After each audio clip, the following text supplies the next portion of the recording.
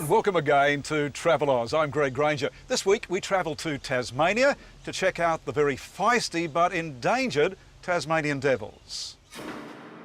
Amidst the island's scenic wonders is a full-blown crisis threatening the survival of the devils as a species, but there is hope.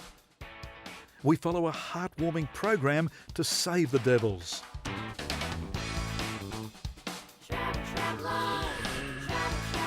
Across Bass Strait, the two Tims show us the trendy Victorian capital of Melbourne. And surprises in the national capital, Canberra. Future Olympic champions train at the Institute of Sport. World-class glassworks. And a hot air balloon ride high over Federal Parliament.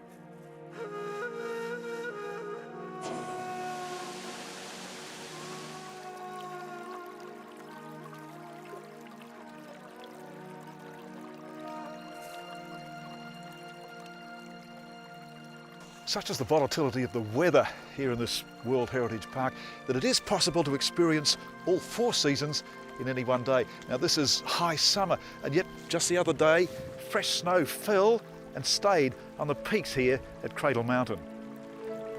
It's in these conditions in the Tasmanian wilderness that one can sometimes hear the screech of what sounds like a banshee. Now it comes from a creature whose fierceness is unequalled, the Tasmanian devil. The thick eucalyptus forests that cover most of Australia's most mountainous state provide a perfect habitat for a wide range of Australian marsupials. By far the most aggressive is this one, the Tasmanian devil. It's only here you'll see a Tasmanian devil running wild. On the mainland of Australia, they've been wiped out by dingoes. And even in Tasmania, they were hunted to the edge of extinction. One creature that was hunted to extinction was the thylacine, the Tasmanian tiger. European settlers feared it and killed it when they could. The Tasmanian Parliament even placed a price of £1 on the thylacine's head. After only a century of white settlement, the last known thylacine died in Hobart Zoo in 1936. Well, now it's the Tasmanian devil that is being threatened.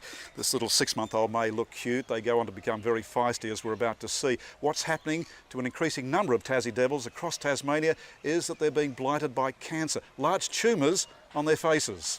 This Tassie devil is still healthy and bold enough to steal food intended for family pets. But it, like all devils in the wild, is under threat. One man who's specialised in breeding and working with them is Andrew Kelly. All right, I'm not a... See, that, by grabbing his neck, it's like he's in a fight with another male. No, I don't want it, I don't want you. I don't want your neck. It's all right, settle down, settle down, settle down, settle down. Settle down, settle down, settle down. Good boy. Look, he's a little bit excited, he's dribbling. They're naturally aggressive, but they're very timid. It's mainly because they know what their teeth and jaws can do to each other. So they have to swear and yell as loud as they can as part of the way of keeping from direct confrontation. This fellow here, his name's Marrower, and you can see here on his cheek and his eyes a little bit swollen. He only last week was put into a situation for a bit of male-male competition to see which of the males was going to be the dominant, and he actually did come off second best. You'll rarely see a devil over the age of 3 that doesn't have some scarring on their face, the ears. You can see his ears split there where he had his ear bitten. And the male down the back here, where they get described as mangy looking, that's actually scar tissue from fighting over the ears, and to avoid direct confrontation, they'll cop a bite on their back. Devils only really attack, usually it's a immobile, sick, dying, weak. They're more of a scavenging animal, and their timid nature actually finds them avoiding large, healthy predators like humans. Devils are renowned for a powerful jaw pressure. They've got specially designed teeth for breaking through and severing bone, quite large canines, and with the jaw pressure and the thickness of their skull, they have the ability to inflict a very, very severe bite. Currently we have a disease that's afflicting the wild population, and we just don't know how far or what that disease is going to do to the long-term numbers and viability of Tasmanian devils. The disease Andrew refers to involves cancerous tumours around the mouth, which quickly spread all over the face and neck and can kill within 6 months. Devils across 2/3 of Tasmania are now afflicted, and there's a very real danger the entire population could be wiped out. But a national breeding program is underway, the most successful breeders being at the Australian Reptile Park just north of Sydney.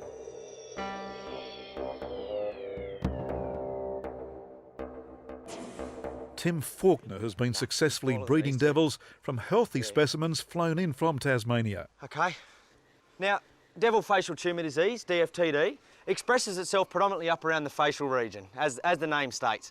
So this is only a young female. They normally don't get DFTD anyway because they don't fight, they don't squabble, but I mean, have a look at that beautiful face there. It's very lucky. I mean, she doesn't have anything. She's not going to get it, but you can see it develops inside the mouth. Most of the tumours develop around the facial region, inside the mouth, around the gums, on the lips. But I mean, look at that beautiful face. She's got soft little whiskers. That's how she feels. She's sensitive, she touches.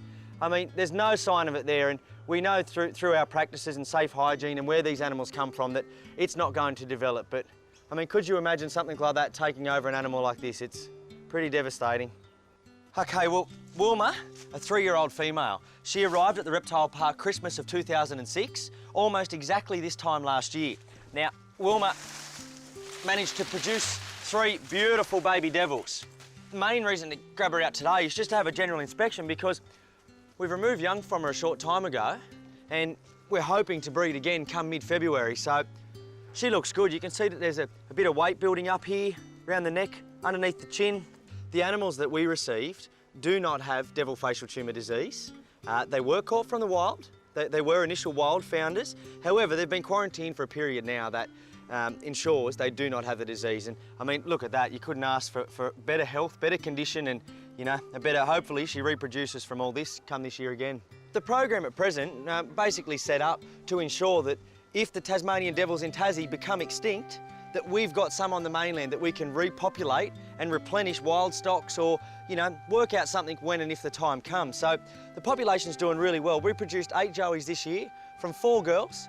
So Wilma here only produced 3 joeys. So you can see she's got 1, 2, 3 nipples active, and the 4th nipple is way down in there.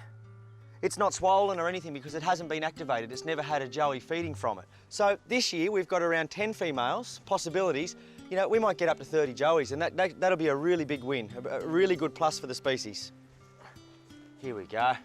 Now this is Dottie, a 2-year-old female, so a little bit smaller. Never ever produced young, no joeys as of yet. So it's a really good comparison to have a look. 2-year-old is the first season that they become sexually mature. You can see the top 2 teats. There's no depth to it. It's shallow, underdeveloped, characteristic of a 2-year-old female.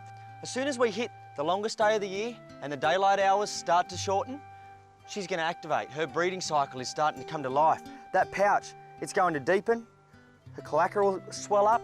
Her teats will enlarge, all in preparation for the joeys to arrive.